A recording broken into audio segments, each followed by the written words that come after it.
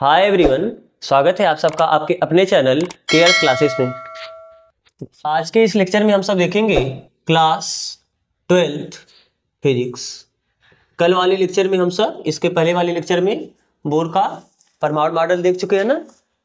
तो आज हम देखेंगे कि बोहर ने अपने मॉडल का प्रयोग करके कैसे रदरफोर्ड की जो कमियां उसको दूर किया। तो सबसे पहले आप लिखो, हेडिंग लगाओ कि बोहर के मॉडल के अनुसार, बोहर के मॉडल के आधार पर रदरफोर्ड की कमी को दूर करना ना। आपको क्वेश्चन ऐसे बोल सकता है इसमें कि बोर मॉडल के आधार पर रदरफोर्ड की कमियों का निस्तारण कैसे हुआ, व्याख्या कीजिए ना। तो रदरफोर्ड की कमियां क्या थी? रदरफोर्ड की केवल दो ही कमी थी। पहला कमी क्या है? परमाणु के अस्थायित्व की व्याख्या नहीं कर पाए थे। और परमाणु के अस्थायित्व की व्याख्या किस प्रकार नहीं कर पाए थे? क्योंकि ये बोले कि इलेक्ट्रॉन नाभिक के चारों तरफ वृत्ताकार गति करेगा। तो मैक्सवेल के हिसाब से अगर इलेक्ट्रॉन नाभिक के चारों तरफ वृत्ताकार गति करेगा तो वृत्ताकार गति एक प्रकार का त्वरित गति होता है। तो इलेक्ट्रॉन यानी आवेश, तो जब कोई आवेश किसी त्वरित गति करता है तो उससे क्या होता है? वैद्युत चुंबकीय तरंगों का उत्सर्जन होता है। और वैद्युत चुंबकीय तरंगों के पास ऊर्जा होती है, यानी अगर इलेक्ट्रॉन गति कर रहा है तो उससे ऊर्जा का उत्सर्जन होगा। और अगर गति करते हुए इलेक्ट्रॉन से ऊर्जा का उत्सर्जन हो रहा है तो फिर उसकी ऊर्जा लगातार कम होती जाएगी और धीरे धीरे वो उसकी ऊर्जा कम होगी और छोटे पथ में घूमेगा और छोटे पथ में घूमेगा और एक टाइम आएगा घूमते घूमते वो कहाँ चला जाएगा? नाभिक में। और जब इलेक्ट्रॉन नाभिक में चला गया तो फिर इलेक्ट्रॉन बचेगा ही नहीं, और जब इलेक्ट्रॉन ही नहीं बचेगा तो परमाणु का अस्तित्व ही नहीं रह जाएगा। यानी कोई भी परमाणु, कोई पदार्थ, कोई भी तत्व अस्थायी ही नहीं रह जाएगा। तो यही तो इनकी पहली कमी थी, क्या? परमाणु के अस्थायित्व की व्याख्या इन्होंने नहीं कर पाया। तो जबकि बोर के मॉडल से आपने क्या देखा कि इलेक्ट्रॉन जब एक कक्षा में, ये नाभिक है, नाभिक के चारों तरफ आपकी कक्षाएं होती हैं, तो इलेक्ट्रॉन अब बिना ऊर्जा का ह्रास किए हुए अपने अनुमत कक्षा में क्या करता है? गति करता रहा। यानी जब वो एक कक्षा में गति कर रहा है, एक कोष में गति करते समय, एक कक्षा में गति करते समय इलेक्ट्रॉन अपने से किसी भी प्रकार के ऊर्जा का उत्सर्जन नहीं करता। पहला पासवर्ड तो यही है ना बोर का, कि इलेक्ट्रॉन बिना ऊर्जा ह्रास के अपनी अनुमत कक्षाओं में घूमता रहता है। यानी जब इलेक्ट्रॉन किसी एक फिक्स ऑर्बिटल में घूम रहा है उस समय वो किसी भी प्रकार के ऊर्जा का उत्सर्जन नहीं करता। और जब ऊर्जा का उत्सर्जन नहीं करता तो फिर वो उसका ऊर्जा कम ही नहीं होगा और वो नाभिक में नहीं गिरेगा और परमाणु आपका क्या हो जाएगा? अस्थायी हो जाएगा, स्टेबल हो जाएगा ना। यानी उसका अस्तित्व बचा रहेगा। तो आप ये लिखो, पहला पॉइंट, या पहले भूमिका हल्का सा एक लाइन बना दो कि बोर के मॉडल का प्रयोग करके रदरफोर्ड की कमियों को निम्न प्रकार से दूर किया जाता है। फर्स्ट पॉइंट इसमें बोर के अनुसार या बोर के मॉडल के अनुसार, कहीं कहीं आपको बोर मिलता है और कहीं कहीं आपको ये बोहर मिलता है। बोहर के मॉडल के अनुसार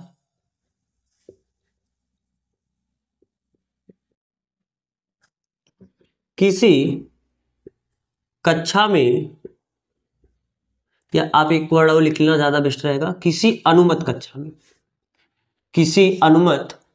कक्षा में गति करते हुए इलेक्ट्रॉन से किसी भी प्रकार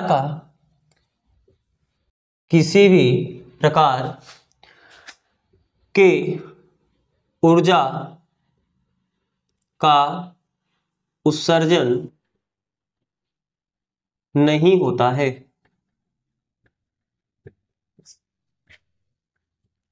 और जब ऊर्जा का उत्सर्जन ही नहीं होगा तो इलेक्ट्रॉन नाभिक के अंदर नहीं जाएगा, अर्थात परमाणु आपका क्या हो जाएगा? अस्थायी। इस प्रकार परमाणु अस्थायी होता है। दूसरा पॉइंट, उन्होंने रेखीय स्पेक्ट्रम की व्याख्या नहीं कर पाए थे। क्यों? ना, कैसे? उनके हिसाब से जब इलेक्ट्रॉन घूमेगा तो उसका पथ धीरे धीरे छोटा होता रहेगा, यानी उसके घूमने की जो त्रिज्या है उस पथ की जो त्रिज्या है यानी उसकी जो आवृत्ति वो लगातार बदलती रहेगी। यानी पदार्थ जब इलेक्ट्रॉन घूम रहा है नाभिक के चारों तरफ, किसी परमाणु जब इलेक्ट्रॉन नाभिक के चारों तरफ घूम रहा है तो सभी प्रकार की आवृत्ति का क्या करता है? उत्सर्जन करता है। तो इससे जो स्पेक्ट्रम प्राप्त हो रहा है, यानी अगर सभी प्रकार की ऊर्जा का उत्सर्जन किया यानी रेखीय स्पेक्ट्रम, सॉरी सतत स्पेक्ट्रम होगा। अरे सतत का मतलब कंटिन्यू सभी प्रकार का, जबकि ऐसा होता नहीं है। कैसे? इन्होंने बोर ने क्या बताया कि जब इलेक्ट्रॉन एक कक्षा से दूसरी कक्षा में जाते हैं, अगर आपने इसको बाहर से ऊर्जा दिया तो क्या होगा? निम्न ऊर्जा स्तर से उच्च ऊर्जा स्तर में चला जाएगा, और उच्च ऊर्जा स्तर में सिर्फ और सिर्फ कितने सेकंड तक ठहरता है? 10⁻⁸। जब इलेक्ट्रॉन को आप बाहर से ऊर्जा देते हो तो इलेक्ट्रॉन उच्च ऊर्जा स्तर में चला जाता है, लेकिन वहां पर वो सिर्फ और सिर्फ 10⁻⁸ सेकंड तक ही ठहरता है। और जब 10⁻⁸ सेकंड बाद वापस पुनः अपने निम्न ऊर्जा स्तर में आता है तो क्या करता है? अपने अंदर से ऊर्जा का अवशोषण करके ऊपर गया है, तो जब नीचे आएगा तो ऊर्जा का उत्सर्जन करेगा ना। और कितने ऊर्जा का उत्सर्जन करेगा? इन दोनों जिस कक्षा से जिस कक्षा में आ रहा है, इन दोनों कक्षाओं के अंतर के बराबर ऊर्जा का उत्सर्जन करता है। यानी अगर परमाणु जैसे मान लो तीसरे से दूसरे में तो उसके हिसाब से ऊर्जा का उत्सर्जन करेगा, तीसरे से पहले में तो उसके हिसाब से ऊर्जा का उत्सर्जन करेगा। यानी सभी प्रकार की ऊर्जा का उत्सर्जन नहीं करता है, कुछ विशेष आवृत्ति वाले ही ऊर्जा का उत्सर्जन करता है। बात समझ आ रहा है ना? यानी सभी प्रकार का उससे जो स्पेक्ट्रम मिलेगा उस स्पेक्ट्रम में सभी प्रकार का ऊर्जा नहीं होगा, कुछ विशेष ही आवृत्ति वाले ऊर्जा होंगे। यानी जब विशेष आवृत्ति वाले ऊर्जा हुआ तो इसका जो स्पेक्ट्रम हुआ वह सतत ना होकर क्या हो जाएगा? रेखी। सतत और रेखी में ये अंतर, सतत का मतलब उसमें सभी प्रकार की ऊर्जा आ जाए, रेखी का मतलब कुछ विशेष मिले। तो जो आपको ऊर्जा मिलेगा वो कुछ विशेष वाला ही मिलेगा, यानी इसके कारण जो स्पेक्ट्रम होगा वह सतत न होकर क्या होता है? रेखी, जो कि प्रैक्टिकली रेखी ही मिला था। तो इस प्रकार से इन्होंने दूसरी कमी का भी निर्धारण किया है। तो लिखो इसमें, जब इलेक्ट्रॉन को बाहर से ऊर्जा दी जाती है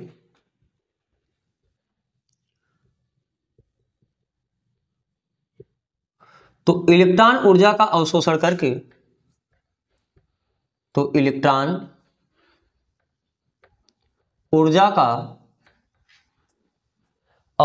करके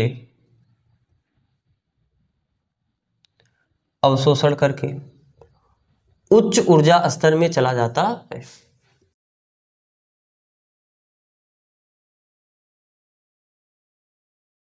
उच्च ऊर्जा स्तर में चला जाता है,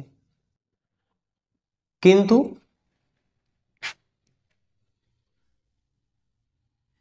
उच्च ऊर्जा स्तर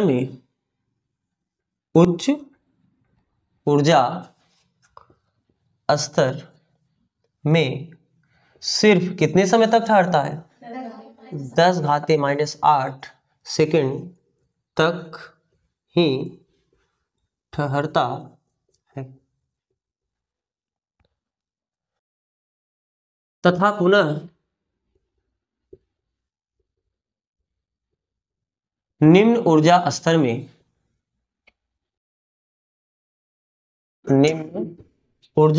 में वापस लौट आता है।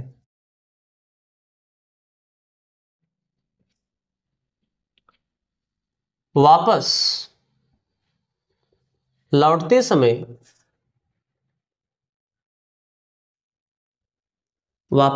समय दोनों ऊर्जा स्तरों के ऊर्जा अंतर के बराबर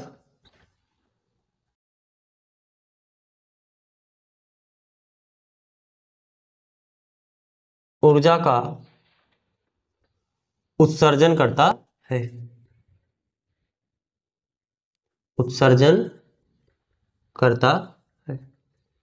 इस बात का मतलब क्या हुआ कि दोनों ऊर्जा स्तरों में जितना ऊर्जा का अंतर होगा उसी के हिसाब से ऊर्जा का इमिशन करेगा, उत्सर्जन करेगा। अर्थात कुछ निश्चित आवृत्ति वाले ही ऊर्जा का उत्सर्जन करेगा। तो आप एक लाइन और लिख लो, अर्थात इनसे कुछ निश्चित आवृत्ति वाले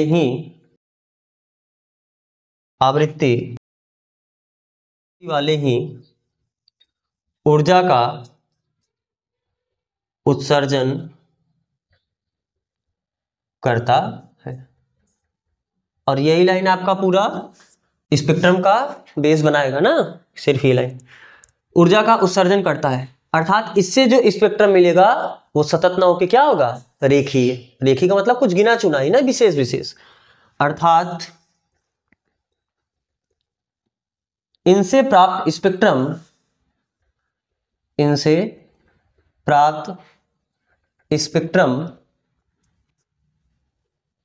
सतत न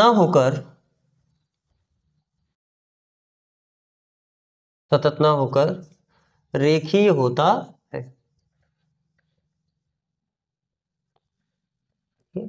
तो इस प्रकार इन्होंने सतत वाला भी प्रॉब्लम उनका दूर किया। तो ये क्या है, रदरफोर्ड के हिसाब से, बोर मॉडल के हिसाब से रदरफोर्ड की कमियों का निस्तारण ना या निवारण। तो आप कॉपी कर लो इसे। अब आप हेडिंग डालो, हाइड्रोजन सदृश परमाणुओं के लिए बोहर का सिद्धांत।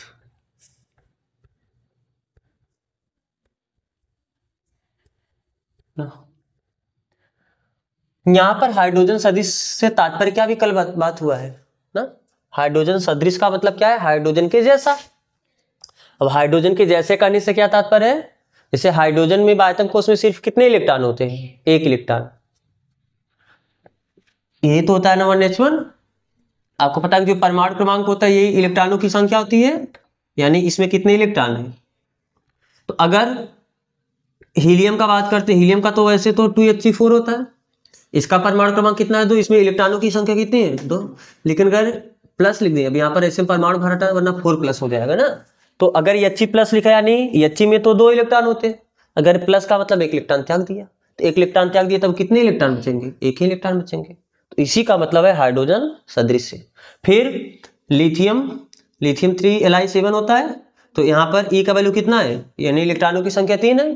तो अगर ये 2+ कर दें, यानी 2 इलेक्ट्रॉन क्या त्याग कर देगी, तो इसमें कितने इलेक्ट्रॉन बचेगा, 3 में से 2 त्याग देगा तो 1 ही इलेक्ट्रॉन बचेगा। तो हाइड्रोजन सदृश का मतलब ऐसे धनायनों या आयनों से है जिसके बाह्यतम कोश में कितने इलेक्ट्रॉन होते हैं, 1 इलेक्ट्रॉन होते। तो पहले आप यहां पर लिख लो, हाइड्रोजन सदृश का तात्पर्य, हाइड्रोजन सदृश परमाणुओं का तात्पर्य ऐसे परमाणुओं आयनों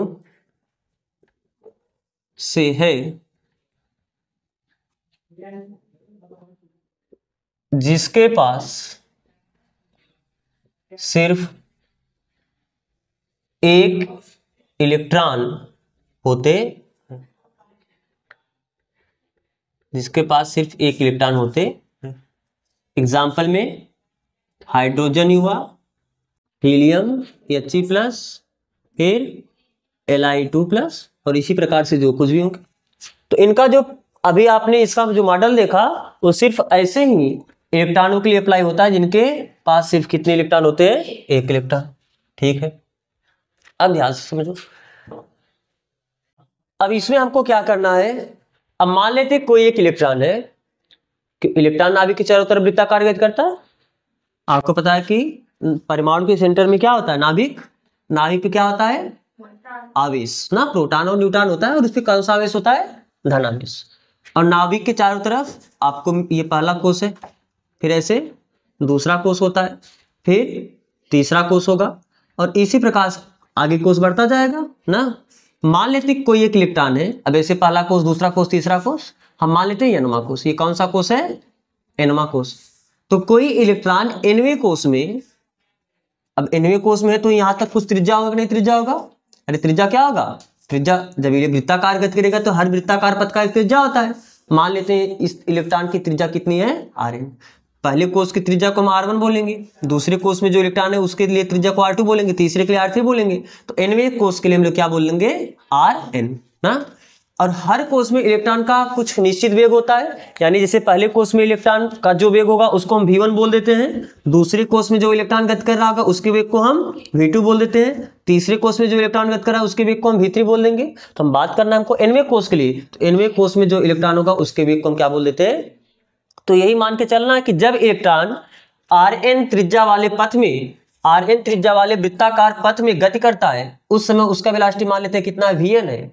ये पथ की त्रिज्या हमने कितना माना, Rn, उसका वेलोसिटी कितना है, Vn। और अगर इलेक्ट्रॉन लेके चले तो इलेक्ट्रॉन का द्रव्यमान आपको पता है, मास ऑफ इलेक्ट्रॉन कितना होता है, 9.1 इंटू 10⁻31 क्या kg। तो कोई इलेक्ट्रॉन जिसका द्रव्यमान इतना है वो Rn त्रिज्या वाले कक्षा में Vn वेग से क्या कर रहा है, गति कर रहा है।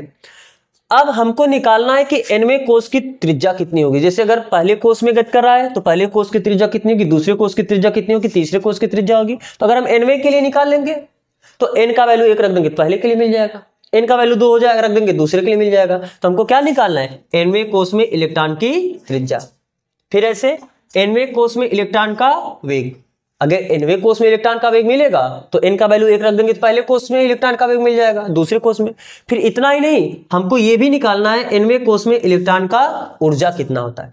और एक बात याद रखना, जब इलेक्ट्रॉन, वास्तव में देखो इलेक्ट्रॉन की अपनी कोई एनर्जी नहीं होती है, वास्तव में इलेक्ट्रॉन की अपनी कोई एनर्जी नहीं होती। एनर्जी किसकी होती है, इस कोष की एनर्जी होती है। किसकी एनर्जी होती है, इस कोष की एनर्जी होगी। तो जो इलेक्ट्रॉन जिस कोष में गति कर रहा होगा उस कोष की जो ऊर्जा होगी वही उस इलेक्ट्रॉन की ऊर्जा होगी। जैसे पहले कोष की अगर ऊर्जा, एग्जांपल के लिए केवल हम बोल रहे हैं, ऐसा होता नहीं है। पहले कोष की ऊर्जा मान लेते हैं 10 जूल है, पहले कोष की ऊर्जा कितनी है, 10 जूल है। तो पहले कोष में जितने भी इलेक्ट्रॉन गति कर रहे होंगे सभी इलेक्ट्रॉन की ऊर्जा कितनी होगी, 10 जूल। अगर दूसरे कोष की ऊर्जा 20 जूल है तो दूसरे कोष में आपको पता है 8 इलेक्ट्रॉन गति कर सकते हैं मैक्सिमम। तो 8, अगर 8 गति करे, 7 गति करे, 6, जितने भी इलेक्ट्रॉन गति करे सभी की ऊर्जा कितनी होगी, 20 जूल। यानी किसी भी कक्षा में गति करते हुए इलेक्ट्रॉन की ऊर्जा किसके बराबर होती है, वो जिस कोष में है उस कोष की जो ऊर्जा होगी वही उस इलेक्ट्रॉन की ऊर्जा होगी। यानी इलेक्ट्रॉन की अपनी कोई ऊर्जा हो ऐसा नहीं है, इलेक्ट्रॉन जिस कोष में गति कर रहा है उस कोष की जो ऊर्जा होगी वही उस कोष में गति कर रहे इलेक्ट्रॉन की ऊर्जा होगी। तो हमको ये भी निकालना है कि nवें कोष की ऊर्जा कितनी होगी। ठीक है, तो चलो आप पहले भूमिका बनाते हैं इसके लिए। माना कोई इलेक्ट्रॉन, लिखो, माना कोई इलेक्ट्रॉन कोई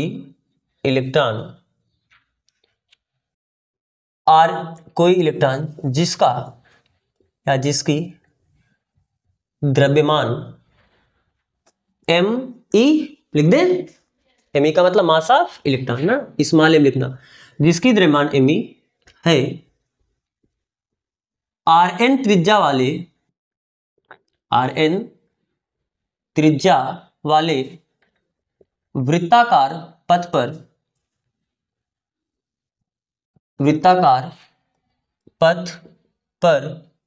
Vn वेग से गति कर रहा या रही है। इस बात का मतलब क्या, फिगर भी आप बना लेना। ये आपका नाभिक है और मान लेते कोई एक इलेक्ट्रॉन है, वो किस कोष में गति कर रही है, nवें कोष में ना, किस कोष में, तो उसकी त्रिज्या कितनी है, Rn, और किस वेग से गति कर रही है, Vn। हम यहाँ पर, क्योंकि जब वृत्ताकार गति करता है हम यहाँ पर रेखीय वेग, क्योंकि जब कोई भी चीज वृत्ताकार गति करती है वहां पर कई तरीके के वेग आता है, रेखीय वेग, कोणीय वेग ना। तो यहाँ पर हम किस वेग का बात करें, रेखीय वेग। रेखीय वेग मान लेते हैं कितना है, Vn। अब बताओ, इस इलेक्ट्रॉन पर कुछ आवेश भी होगा, इलेक्ट्रॉन पे जो आवेश होगा उसको तो हम इसे ही दर्शाते हैं, इलेक्ट्रॉन पे जो आवेश होगा उसको हम इसे ही दर्शाते हैं ना। इसका जो मास होगा हम इसको क्या बोले हैं, m। अच्छे, नाभिक में कितना आवेश होगा, अब इसके पहले आपने देखा है नाभिक पर कितना आवेश होता है, नाभिक पर कितना आवेश होता है, Ze। आपने जब रदरफोर्ड का अल्फा कण प्रकीर्णन के आधार पर नाभिक के आकार का जब निर्धारण किए हो तो वहां पर आपने R0 पढ़ा है ना, नाभिक के निकटतम पहुंचने की न्यूनतम दूरी। तो वहां पर उस हेडिंग में आपको बताए नाभिक पर आवेश कितना होता है, Ze। क्यों ऐसा, जरूरी नहीं कि हाइड्रोजन ही हो, ये हीलियम का भी तो नाभिक हो सकता है। लिथियम का भी तो नाभिक हो सकता है, किसी प्रकार का नाभिक। तो अलग अलग के लिए रदरफोर्ड का परमाणु मॉडल है, अलग अलग परमाणुओं के लिए नाभिक अलग अलग होता है। अरे वहां अपने प्रयोग से निष्कर्ष निकाले कि नहीं निकाले हैं, तो उनके निष्कर्ष से आपको ये पता है कि अलग अलग परमाणुओं का नाभिक, और जब नाभिक अलग अलग होगा तो उन पर आवेश भी अलग अलग होंगे। तो किसी भी परमाणु के नाभिक में आवेश कितना होता है, जब उसको हम इस तरीके से सिंबलाइज करते हैं एक्स जेड ए, आपको पता है इस बात का मतलब क्या है, इलेक्ट्रॉनों की संख्या, नंबर ऑफ इलेक्ट्रॉन कितने होते हैं जेड, नंबर ऑफ प्रोटॉन कितने होते हैं जेड। तो नाभिक पे जब आवेश का बात करना है हमको, न्यूट्रॉन, जब आवेश को देखना तो न्यूट्रॉन पे आवेश होता नहीं है, तो नाभिक में प्रोटॉन और न्यूट्रॉन दोनों होते हैं ना, न्यूट्रॉन पे कोई आवेश नहीं है। तो जब नाभिक पे आवेश देखना, यानी जो प्रोटॉन पर आवेश होगा वही तो नाभिक पर आवेश होगा। तो एक प्रोटॉन पर, अगर प्रोटॉन पे जो आवेश होता है उसको आप किससे दर्शाते हो, इससे। अरे चाहे इलेक्ट्रॉन पे आवेश हो उसको भी इससे दर्शाते हो, और प्रोटॉन पर आवेश हो उसको भी आप इससे दर्शाते हो। बस इलेक्ट्रॉन के लिए आवेश -c के बराबर होता है, यानी -1.6 इंटू 10⁻⁹ कूलम, और जो प्रोटॉन पे आवेश होता है +1.6 इंटू 10⁻⁹ कूलम होता है। लेकिन सिंबॉलिकली आप इसे तो रिप्रेजेंट करते। तो अगर एक प्रोटॉन पे E आवेश है तो नाभिक में कितने प्रोटॉन है, Z। तो अगर एक प्रोटॉन पे E आवेश तो Z प्रोटॉन पे Z इंटू E आवेश होंगे, तो यानी नाभिक पे कितना आवेश होता है, Z इंटू E। तो आप डायरेक्ट याद रखो, अगर किसी नाभिक यानी किसी भी तत्व का परमाणु क्रमांक Z है तो उसके नाभिक में कितने आवेश होंगे, Z इंटू E। ठीक है, चलो अब आप ये बात बताओ, ध्यान से देखो, क्योंकि बोहर ने क्या बोला है, ये जो भी आपका इलेक्ट्रॉन है सिर्फ और सिर्फ उसी कक्षा में गति कर सकता है जिस कक्षा में उसका कोणीय संवेग h/2π का क्या हो, पूर्ण गुणज। बोहर के अनुसार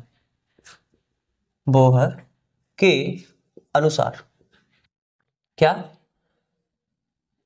इलेक्ट्रॉन का कोणीय संवेग यानी L, और L का वैल्यू क्या होता है, L को हम क्या लिखते हैं, mvr।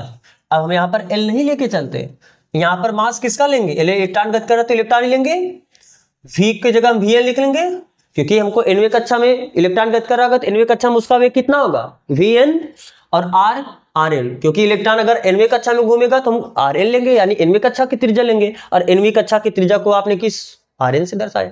तो ये जो कोणीय संवेग किसके बराबर होगा, h/2π का पूर्ण गुणज यानी n गुना।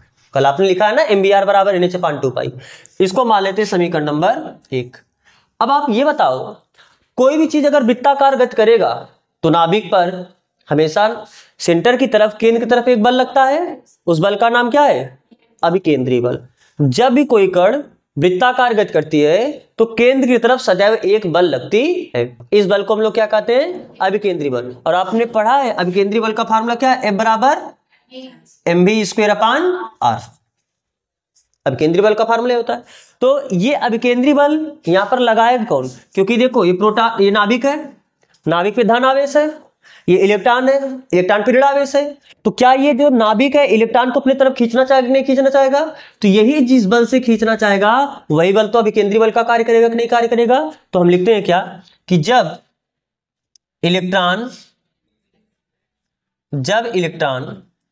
नाभिक के चारों तरफ गति करता है, नाभिक के चारों तरफ गति करता है तो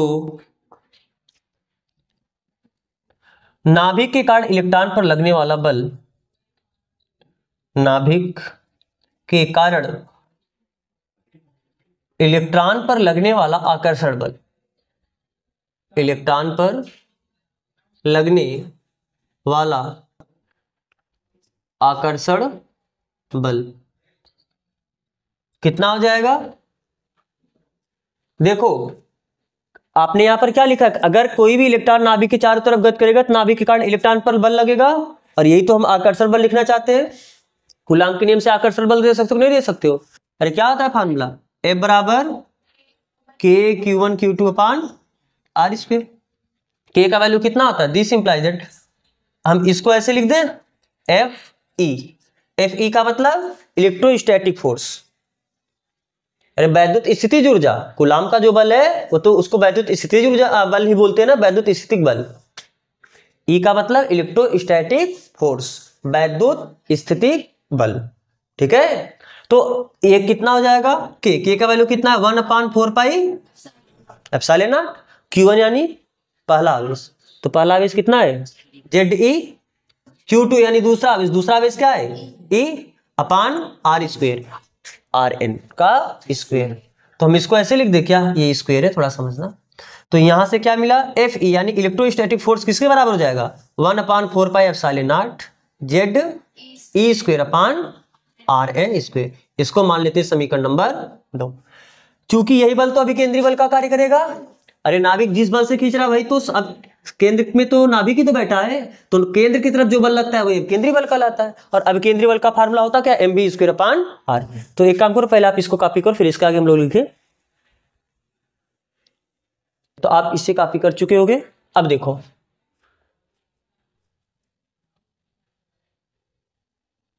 चूंकि वृत्ताकार गति, ऐसे लिखो, यदि कोई कण r त्रिज्या के पथ में v वेग से गति करता है, v वेग से गति करता है, तो अभिकेंद्री बल क्या होता है, अभिकेंद्रीय बल को वैसे Fc लिख दे। Fc का मतलब सेंट्रीपिटल फोर्स ना, अभिकेंद्रीय बल को इंग्लिश में कहते हैं सेंट्रीपिटल फोर्स। तो Fc बराबर क्या होगा mv स्क्वायर अपान r। तो यहां हम Fc बराबर क्या लिख सकते हैं, क्योंकि गति कौन कर रहा है इलेक्ट्रॉन, तो मास किसका लेंगे इलेक्ट्रॉन का मास क्या हो जाएगा me, और Vn लिख सकते हैं और r की जगह Rn। इसको हम क्या मान लेते हैं समीकरण नंबर 3। चूंकि ये जो समीकरण 2 से आपने बल बताया यही तो अभिकेंद्री बल का कार्य करेगा, बोलो। अरे समीकरण 2 में जो नाभिक ने इलेक्ट्रॉन को खींचा यही बल अभिकेंद्री बल का कार्य करेगा ना। तो हम क्या लिख सकते हैं समीकरण, या पहले एक लाइन आप बता दो कि चूंकि समीकरण 2 से प्राप्त बल ही अभिकेंद्रीय बल का कार्य करेगा,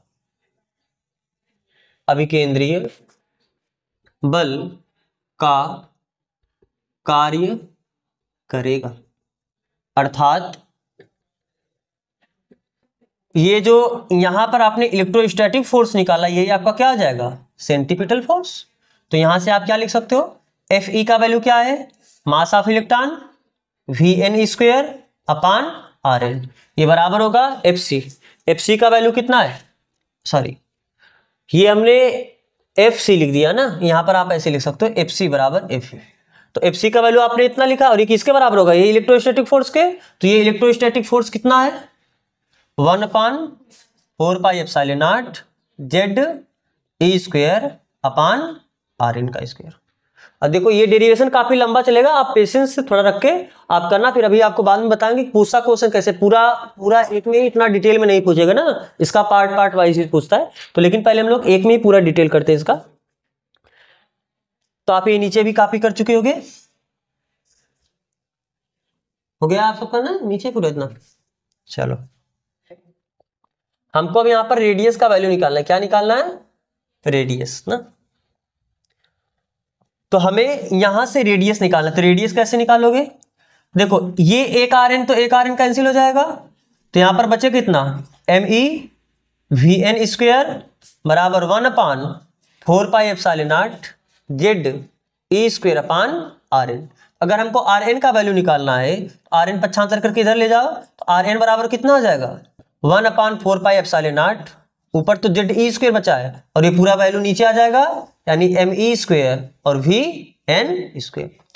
अब बताओ हमको एक साथ में एक ही वेरिएबल का मान निकालना है, यहाँ पर रेडियस भी है और यहाँ पर वेलोसिटी भी है, जबकि हमको रेडियस का अलग से वैल्यू निकालना है वेलोसिटी का अलग से वैल्यू निकालना है। तो ये वेलोसिटी हमको हटाना पड़ेगा, और वेलोसिटी हटे कैसे, आप हम यहाँ पर इरेज कर दिया। आप ध्यान से देखो जो समीकरण आपका एक है, समीकरण एक आपका क्या है me Vn Rn बराबर NH/2π, यही तो है। क्या यहाँ से हम Vn बराबर लिख सकते कि नहीं लिख सकते हैं, NH/2π और me नीचे आया और आपका Rn नीचे आया, ये Vn का वैल्यू लाकर हम इसमें रख दें तो आपका पूरा एक ही वेरिएबल में Rn में कन्वर्ट हो जाएगा। यानी हम क्या बोल सकते हैं समीकरण, इसको कुछ मान लो कितना समीकरण 4। तो समीकरण कितने से? 2, सर ये पहला समीकरण था आपका, समीकरण 1 और 4 से क्या लिख सकते हो? Rn बराबर 1/4 pi epsilon not Z E square upon ME, और Vn की जगह कितना हो जाएगा? NH अपान 2 पाई ME Rn, और इसका स्क्वायर होगा।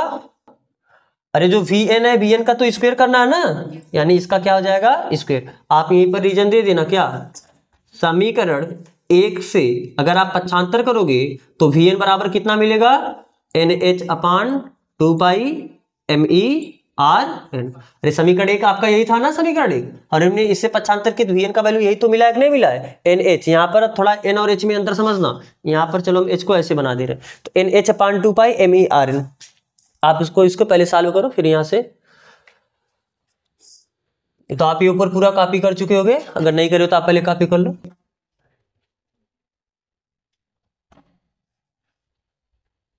तो बताओ यहां से पहले आप इसको सॉल्व करो, क्योंकि हमको निकालना क्या? रेडियस। तो Rn बराबर कितना मिला? 1/4 पाई एप्सिलॉन नॉट, ऊपर कितना मिला? जेड ई स्क्वायर अपान नीचे ME। इसका ये ब्रैकेट तोड़ो, कितना हो जाएगा? N square H square upon 2 का स्क्वायर 4, फिर पाई स्क्वायर ME स्क्वायर, और यहां पर कितना बचेगा? Rn square. क्या ये सभी वैल्यू ऊपर चला जाएगा? यानी यहां से क्या मिला? Rn बराबर 1/4 pi epsilon not Z E square upon, देखो एक m से एक m कैंसिल हो जाएगा ना, तो यानी ऊपर जाएगा कितना, और यहां पर अभी नीचे बचेगा कितना? N स्क्वायर H स्क्वायर, और ये तो ऊपर चला जाएगा, यानी 4 pi square ME Rn square. क्या एक R से एक R भी तो कैंसिल हो जाएगा? बोलो। अब हमको पक्षांतर करके Rn निकालना है, तो यहां से कैसे निकालोगे Rn बराबर, देखो ये जितना ऊपर है ये पूरा, मतलब जो नीचे ऊपर चला जाएगा और ये पूरा नीचे चला जाएगा, यानी निकालने का मतलब 4 pi epsilon not N square H square upon Z E square 4 pi square ME। तो देखो 4 से 4 कैंसिल हुआ, तो यहाँ पर पाई स्क्वायर आया ना, और एक पाई से एक पाई कैंसिल हुआ, बस। तो यानी फाइनली Rn बराबर बचा कितना? हम ऐसे लिख दे क्या? N स्क्वायर एप्सिलॉन नॉट, या ऐसे लिख देते हैं epsilon not H square upon E square, एक पाई बचा है, और यहां पर क्या बचा है? ME। इतना तो कांस्टेंट वैल्यू है, बाकी ऊपर कितना बचा है? N स्क्वायर, और नीचे कितना बचा है? जेड। देखो किसी भी अलग अलग परमाणु के लिए एप्सिलॉन नॉट का वैल्यू तो फिक्स होगा, H प्लैंक नियतांक का फिक्स होगा, मास ऑफ इलेक्ट्रॉन फिक्स होगा, सॉरी इलेक्ट्रॉन पर आवेश भी फिक्स होगा, पाई का वैल्यू फिक्स होगा, मास ऑफ इलेक्ट्रॉन फिक्स होगा। अलग अलग परमाणु के लिए जेड का वैल्यू अलग अलग आएगा, और अगर परमाणु को भी फिक्स कर दो तो फिर केवल ये भी कांस्टेंट हो गए, तो फिर ये बदलने लगेगा, क्योंकि पहले परमाणु में जो इलेक्ट्रॉन है पहले कोष में भी हो सकता है, दूसरे कोष में हो सकता है, तीसरे कोष में, तो पहले कोष के लिए इनका वैल्यू, यानी यहां से अगर देखा जाए क्या, तो आप ये पूरा एक लाइन और लिखना यहां पर, अर्थात इसको कुछ अभी तक कितने समीकरण माने हो आप? अभी इसके पहले तक कितना समीकरण हुआ है? 4 हुआ है, तो आप इसको मान लो समीकरण नंबर 5। तो किसी विशेष परमाणु के लिए, यानी अगर आपने परमाणु को ही फिक्स कर दिया, किसी विशेष परमाणु के लिए epsilon not H E pi ME Z, ये सब क्या होगा? कांस्टेंट होगा, यानी नियत होगा। तो अगर ये सब नियत होगा तो इस बात का मतलब क्या हुआ? Rn प्रोपोर्शनल टू सीधा क्या लिख सकते हो? N स्क्वायर, क्योंकि ये सब तो कांस्टेंट वैल्यू है ना। अगर ये कांस्टेंट है तो जो रेडियस है वो किस पे निर्भर कर रहा है? यानी किसके अनुपाती? N स्क्वायर के। यानी N का वैल्यू जितना ज्यादा होगा, जैसे अगर पहले कोष के लिए अगर कोष की संख्या बढ़ाते जाओगे, और आपको सही बात पता भी है, पहले कोष की त्रिज्या कम होगी, दूसरे कोष की त्रिज्या और ज्यादा होगी, तीसरे कोष की त्रिज्या और ज्यादा होगी। तो यहां से तो यही तो मिल रहा है ना कि NH ऑर्बिटल की जो रेडियस होगी वो NH सेल के उसके स्क्वायर के अनुक्रमानुपाती होगी। यानी N जितना बढ़ाओगे जो रेडियस होगा वो N स्क्वायर हिसाब से बढ़ेगा। अब इस फार्मूला का प्रयोग करके हमको क्या निकालना है? बोर त्रिज्या। बोर त्रिज्या का मतलब हाइड्रोजन परमाणु के लिए पहले कोष की त्रिज्या। हाइड्रोजन परमाणु के लिए जो पहले कोष की त्रिज्या होगी उसी त्रिज्या को हम लोग क्या कहते हैं? बोर त्रिज्या। तो हम ये सब भी कांस्टेंट का वैल्यू रखेंगे। पहले आप इतना कॉपी करो, फिर हम देखते हैं। अभी हमने यहां से ये क्या निकाला है, nवीं कक्षा की त्रिज्या। अरे Rn का मतलब क्या है, nवीं कक्षा की त्रिज्या ना, R मतलब रेडियस, n मतलब nवीं कक्षा की त्रिज्या ये होता है। आप एक काम करो, जो इस सबसे हेडिंग जब डाले तो एकदम ऊपर में 2 लाइन लिखी हो, हाइड्रोजन सदिश परमाणु का तात्पर्य किससे है, फिर उसके बाद आपने लिखा है माना एक इलेक्ट्रॉन। अरे उस जस्ट 2 लाइन के बाद आपने ये लिखा ना माना एक इलेक्ट्रॉन, उसके ऊपर आप हेडिंग थोड़ा सा डाल लेना, nवीं कक्षा की त्रिज्या। आप जहां से लिखना स्टार्ट किया माना एक इलेक्ट्रॉन जिसका द्रव्यमान me है, Rn त्रिज्या की कक्षा में vn वेग से गेट करता है। इससे थोड़ा सा पहले यानी जो स्टार्टिंग में 2 लाइन लिखी उसके जस्ट बाद आप हेडिंग डालो, अगर थोड़ा सा स्पेस हो, nवीं कक्षा की त्रिज्या, nवीं कक्षा की त्रिज्या। ठीक है, चलो तो अब आपने nवीं कक्षा की त्रिज्या निकाल चुका है। आप यहां पर एक थोड़ा सा हल्का उसी हेडिंग में सब हेडिंग डालना, सब हेडिंग यानी उसी हेडिंग में है बोर त्रिज्या। कौन सी त्रिज्या, बोर त्रिज्या या बोहर त्रिज्या, जो भी हो सकता है। क्या होता है बोहर त्रिज्या, हाइड्रोजन परमाणु की पहली कक्षा की, क्योंकि हाइड्रोजन परमाणु में तो बहुत सारे कोष होंगे, जितने भी तत्व होते हैं, जितने भी परमाणु होते हैं, सभी परमाणु में अनंत कोष होती हैं, 1-2 कोष केवल नहीं होता है। क्यों ही ना, उसके बाद तक उसके पास सिर्फ एक इलेक्ट्रॉन हो। कितने इलेक्ट्रॉन हो, एक इलेक्ट्रॉन हो। अगर केवल एक इलेक्ट्रॉन है तो ऐसा सही है कि ठीक है, एक इलेक्ट्रॉन न्यूट्रल स्टेट में यानी अस्थायी अवस्था में पहली ही कोष में घूमता रहेगा, लेकिन एक्साइटेड स्टेट में दूसरी कोष में, तीसरी कोष में, चौथी कोष में, पांचवी कोष में जा सकता है, नहीं जा सकता है। यानी हाइड्रोजन के पास भी अनंत कोष होती है। तो हमको इसके भी तो दूसरी कोष की त्रिज्या कितनी होगी, तीसरी कोष की त्रिज्या कितनी होगी, चौथी कोष की त्रिज्या आप निकाल सकते हो, नहीं निकाल सकते हो। अरे इस फार्मूले से हाइड्रोजन परमाणु के लिए निकालना है, तो हाइड्रोजन परमाणु के लिए परमाणु क्रमांक कितना होगा, 1, यानी जेड का वैल्यू कितना रख दोगे, 1।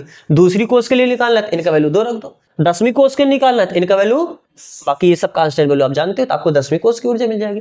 तो जो बोर त्रिज्या होती है वो हाइड्रोजन परमाणु की पहली कोष की जो त्रिज्या होगी, उसी त्रिज्या को हम लोग क्या कहते हैं, बोहर त्रिज्या। क्या कहते हैं, बोहर त्रिज्या। बोहर त्रिज्या का मतलब क्या है, हाइड्रोजन परमाणु के लिए फिक्स कर दिया, हाइड्रोजन परमाणु के लिए, किसके लिए, हाइड्रोजन परमाणु के लिए। और कौन सी कोष की त्रिज्या, पहली कोष की त्रिज्या। तो बोहर त्रिज्या क्या होती है, पहले आप लिख लो, हाइड्रोजन परमाणु के लिए या हाइड्रोजन परमाणु की पहली कोष की त्रिज्या, पहली कोष यानी कक्षा की त्रिज्या बोहर त्रिज्या कहलाती है, बोहर त्रिज्या कहलाती है। यानी अगर आपको बोहर त्रिज्या निकालना है तो किसके लिए बात करना होगा, हाइड्रोजन परमाणु के लिए बात करना होगा। किसके लिए बात करना होगा, हाइड्रोजन परमाणु के लिए। तो हाइड्रोजन परमाणु के लिए जेड का वैल्यू कितना होता है, 1। और किस पहली कोष यानी n बराबर भी, अरे पहली कोष यानी n बराबर भी 1। तो ये कौन सा समीकरण है, समीकरण 5 ना। आप ऐसे लिख सकते हो, समीकरण 5 में z बराबर 1, n बराबर 1 तथा सभी नियत वैल्यू, सभी नियतांकों रखने पर, सभी नियतांकों रखने पर यानी दिस इंप्लाइज दैट, हम इसको ऐसे लिख दे R1, अरे इनका वैल्यू तो 1 कर दिए ना, इनका वैल्यू 1 कर दिए। R1 बराबर कितना हुआ, एप्सिलॉन नॉट का वैल्यू कितना होता है, 8.85 × 10⁻12। h प्लांक नियतांक है, प्लांक नियतांक का वैल्यू कितना होता है, 6.6 × 10⁻34। लेकिन इसका स्क्वायर n का वैल्यू कितना है, 1 का स्क्वायर बटे e, इलेक्ट्रॉन पर आवेश कितना होता है, 1.6 × 10⁻19। e का स्क्वायर था, e का स्क्वायर। पाई की वैल्यू कितना होता है, 3.14। Mass of electron, mass of electron पता है ना, 9.1 × 10⁻31 इंटू जेड यानी परमाणु क्रमांक। हाइड्रोजन परमाणु के लिए परमाणु क्रमांक तो एक ही होता है। तो जब ये सही वैल्यू आप गुणा भाग करोगे तो आपको R1 बराबर क्या मिल जाएगा, ये सही वैल्यू गुणा भाग करने के बाद आपको याद रखना है 0.53 और एक किसमें आ जाएगा, एंगस्ट्रॉम। हल करोगे तो मीटर में आएगा, जब उसको एंगस्ट्रॉम में कन्वर्ट करोगे तब इतना आएगा। R1 बराबर कितना, 0.53 एंगस्ट्रॉम। यानी बोहर त्रिज्या का मान कितना होता है, आपका ये ऑप्शनल क्वेश्चन पूछ सकता है ना कि बोहर निम्न में से कौन सी बोहर त्रिज्या है, यानी निम्न में से कौन बोहर त्रिज्या होगी, 0.53 एंगस्ट्रॉम। उसी में आगे पीछे करके 4 वैल्यू दे देगा आपको। आप याद रखना बोहर त्रिज्या कितनी होती है, 0.53 एंगस्ट्रॉम। ठीक है, देखो इतना बड़ा फार्मूला हमारे लिए याद करना मुश्किल होगा। अब अगर आप ये चीज देखो, क्या ये सभी वैल्यू इतना केवल ये ब्रैकेट के अंदर जो है ये गुणा भाग करने के बाद फिर से क्या ये 0.53 एंगस्ट्रॉम ही आएगा कि नहीं आएगा? क्यों? अरे क्यों क्या n स्क्वायर, n का वैल्यू 1 रखे और ये भी तो z का वैल्यू 1 रखो, तो 1 में 1 का गुणा करने से कोई फर्क पड़ेगा नहीं, तो यानी ये भी हल करने के बाद कितना आएगा? 0.53 एंगस्ट्रॉम आएगा। यानी अगर हम समीकरण 5 से ये भी लिख सकते हैं, समीकरण 5 से क्या लिख सकते हो? Rn बराबर इतना वैल्यू गुणा भाग करने के बाद कितना आ जाएगा? 0.53 और बचेगा कितना? n square upon z। यानी आप ये भी याद रख सकते हो, डायरेक्ट जब हमको न्यूमेरिकल मिलेगा तो हम डायरेक्ट यहां से निकाल देंगे। बस z का वैल्यू रखो अलग अलग, जैसे हाइड्रोजन के लिए पूछा तो z का वैल्यू 1 रखेंगे, हीलियम के लिए पूछा z का वैल्यू 2 रखेंगे, लिथियम के लिए पूछा z का वैल्यू 3 रखेंगे। पहली कोर्स में पूछेगा तो n का वैल्यू 1, दूसरी कोर्स के लिए तो आप n और z समझ में रहे हो क्या है? z क्या है? परमाणु क्रमांक, n क्या है? कोष की संख्या। तो हमको डायरेक्ट फिर इतना गुणा भाग नहीं करना पड़ेगा, हम डायरेक्ट यहां से निकाल सकते हैं। ठीक है, तो आप ये भी काम कर लो। ये तो क्या हुआ? nवीं कक्षा की त्रिज्या। अब हमको क्या निकालना है? nवीं कक्षा का वेग। अरे आपको त्रिज्या निकालना है, वेग निकालना है, 8वीं कक्षा की ऊर्जा निकालना है। तो अभी हमने देखा कि जब इलेक्ट्रॉन 9वीं कक्षा में गति करेगा तो उस कक्षा की यानी 9वीं कक्षा की त्रिज्या कितनी होगी? इतना। अब हेडिंग आप थोड़ा सा डालना, 9वीं कक्षा में इलेक्ट्रॉन का वेग या 9वीं कोष, जो भी आप लिखना, 9वीं कक्षा में इलेक्ट्रॉन का वेग। इलेक्ट्रॉन का वेग कैसे निकालोगे? आपने जो समीकरण 1 माना है वहीं से आप इलेक्ट्रॉन का वेग निकाल सकते हो। कैसे? समीकरण 1 आपका क्या है? समीकरण 1 से आप क्या लिख सकते हो? समीकरण 1 आपका ये है ना, mvr बराबर n/2π। बस यहां पर आपने me vn rn ये तो लिखा था। तो अगर हमको वेग चाहिए तो आप यहां से vn बराबर क्या लिख सकते हो? nh/2π। बाकी ये जो m है ये भी नीचे आ जाएगा, यानी me और यहां पर rn। अरे यही वैल्यू पक्षांतर करके आप ले जाके रखे भी थे। तो क्या आपको रेडियस का वैल्यू पता है क्या? अरे rn का वैल्यू निकाल चुके हो, बस rn का वैल्यू ले जाके आप इसमें रख दो तो आपको क्या मिल जाएगा? vn। यानी यहां से आप क्या बोल सकते हो? इसको मान लो कुछ समीकरण नंबर कितना? 6। ठीक है, या अभी आप लास्ट समीकरण कितना माने हो? 5 माने हो, तो आप इसको 6 मान लेना। देखो हम समीकरण इतना केवल बना रहे हैं सरलता के लिए अपने, वरना भी हम कम से कम समीकरण में ही हल कर सकते हैं, भी आपको दिखाएंगे कैसे। आप इसको समीकरण 6 मान लेना और ये जो आया इसको आप समीकरण 7 मान लेना। तो बस Rn का वैल्यू जाके इसमें रखोगे तो Vn बराबर कितना आ जाएगा? बताओ। हम ये वैल्यू मिटा नहीं रहे क्योंकि यही देख के हम इसको कॉपी करेंगे। तो यहां से Vn बराबर, अभी आप यहां पर एक लाइन छोड़ना, आप यहां पर लिखो क्या? समीकरण 5 और 7 से, क्योंकि ये जो Rn का वैल्यू है समीकरण 5 है और जो हमको वैल्यू ले जाकर समीकरण 7 में रखना है। तो आप यहां पर लिख लो ऐसे, समीकरण 5 और 7 से। तो आप ये लाइन कॉपी मत करो यहां पर ना, इसको लिखने के बाद डायरेक्ट आप ये कॉपी करना। हम ये क्यों लिखे? बस ये देख के लिखेंगे, nh/2π me। Rn का वैल्यू है कितना? Epsilon not h square upon e square pi me n square upon z। यही तो आपका Rn था। Rn की जगह हमने इतना ले जाके रख दिया। तो अब आपका बस ये कंप्लीट। तो यहां से बताओ जो सरल होगा सरल करो। पाई से पाई कैंसिल हुआ, me से me कैंसिल हुआ, उसके बाद एक आपका h से एक आपका h कैंसिल हुआ और एक n से आपका एक n कैंसिल हुआ। तो यहां से आपको vn बराबर कितना मिला? ये सही वैल्यू तो ऊपर चला जाएगा, यानी e स्क्वायर z अपान नीचे क्या बचा? 2 एप्सिलॉन नॉट, एक h बचा है और यहां पर एक n बचा है। तो अलग अलग परमाणु के लिए z का वैल्यू, यानी अलग अलग परमाणु के लिए परमाणु क्रमांक बदलेगा और एक ही परमाणु के लिए उसके कोष की संख्या बदलेगी। यानी z और n ये बाकी कांस्टेंट है, वेरिएबल है, बाकी ये सब तो पूरी तरीके से कांस्टेंट है। यानी आप यहां से लिख सकते हो बस इतना, थोड़ा आप इसको ऐसे लिख लेना, z अपान n ना, कांस्टेंट वैल्यू को हम अलग रखें। तो आप यहां से क्या लिखोगे? यहां इसको कुछ मान लो समीकरण कितना? 7 माने हो, इसको आप फाइनली मान लो समीकरण नंबर 8। तो समीकरण 8 में क्या क्या कांस्टेंट है? E एप्सिलॉन नॉट h नियत या नियतांक है। तो दिस इंप्लाइज दैट Vn और एक परमाणु विशेष के लिए, विशेष परमाणु यानी उसका परमाणु क्रमांक भी फिक्स हो गया। अरे विशेष परमाणु यानी परमाणु क्रमांक फिक्स कर दिए, तो जब z भी फिक्स हो गया तो वेरिएबल कितना बचा? केवल n। यानी जो Vn होता है वह इनवर्सली प्रोपोर्शनल होता है किसके? n के। तो आप यहां पर लिख सकते हो क्या? विशेष परमाणु के लिए, विशेष परमाणु के लिए z भी नियत होता है, नियत होता है। अतः जो वी एन हुआ ये इनवर्सली प्रोपोर्शनल हुआ किसके, एन के, यानी कोष की संख्या। कहने का मतलब क्या है, जितना बड़ा कोष होगा वेलोसिटी उतना कम, यानी सबसे ज्यादा वेग किस कोष की होगी, सबसे पहले कोष की। अरे एन का वैल्यू जितना कम होगा वेलोसिटी उतना ज्यादा होगा, तो सबसे छोटी कोष आपको पहली कोष मिलेगी ना, यानी पहली कोष में इलेक्ट्रॉन का वेग सबसे मैक्सिमम होगा, और उसके आगे आप जैसे कोषों की संख्या बढ़ाते जाओगे उसका वेग क्या होता जाएगा, कम होता जाएगा। तो ये मत कॉपी करना, केवल आप ही यहां से क्रम से आप पूरा कॉपी करते चले जाओ। तो आप ये भी कॉपी कर चुके होगे पूरा। अब देखो हम न्यूमेरिकल के लिए अपना ये वैल्यू थोड़ा सरल कर लेते हैं, ये अभी से गुणा भाग करने के लिए करके।